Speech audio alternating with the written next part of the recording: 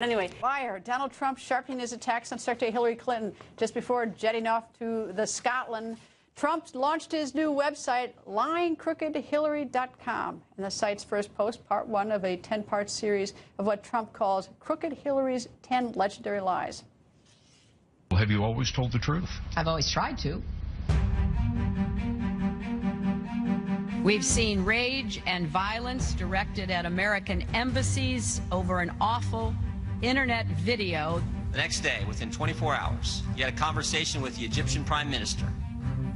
You told him this: we know the attack in Libya had nothing to do with the film. It was a planned attack, not a protest. The on-record political panel is back. USA Today's senior political reporter Heidi Presbella and Fortune Magazine's Nina Easton. Heidi, well, what a website to buy for Donald Trump. Your thoughts? Well, they're both launching websites. It was actually kind of odd. They were within 24 hours of each other. But in terms of this specific ad, look, I think for people who are already angry about Benghazi, it's going to keep them angry. Here's a question I have. After talking to a number of congressional Republicans, and this is where Donald Trump might, do well to listen to them, why isn't he focusing on Libya? Because Benghazi, there's things obviously to be angry about, but she sat for 11 hours of testimony, and Gowdy himself said we didn't come out of there learning much new. But Libya, she was a main architect of Libya, and it's become a disaster over there. And the Republicans who I talked to say you really need to stay focused on Libya, which would really appeal to and disturb a much broader swath of the electorate than continually exercising the people who are already exercised over Benghazi. That's right. I mean, that's her great vulnerability. Of course, Libya became a failed state after we intervened without Plan B, and it very much is part of. Commander-in-Chief well, I mean, she was Secretary of State. That's pretty, and she argued for engagement. To engage in the beginning. But I think what you're seeing here, both with Hillary and with Trump, is they are figuring out what the public hates among the two most unpopular candidates we've ever had, and they're drilling down. So you had Hillary noting that more than half the public thinks he's dangerous as a president. So she drills down on that, calls him reckless. He'll drive the economy into recession or depression even, and so on.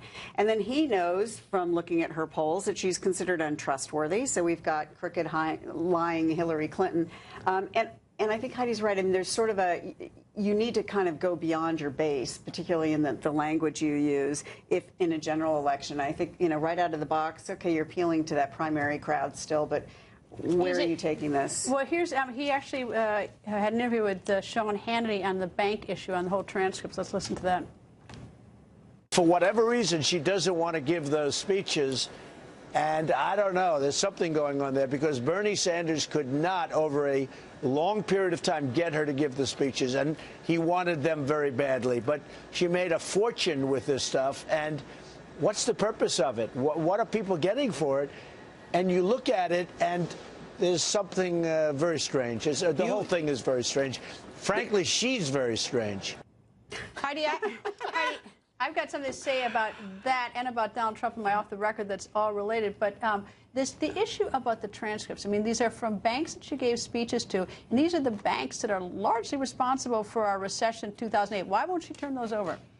I suspect that she was not nearly as critical of the banks when speaking to them one-on-one for a paid fee than she is on the stump. That's pretty much what I expect. But this is much more on point for Donald Trump, right? Because this was something that Bernie Sanders really bludgeoned her over in the primary in terms of her connections to Wall Street. It's the one line that you can draw from Bernie's people to Trump's people.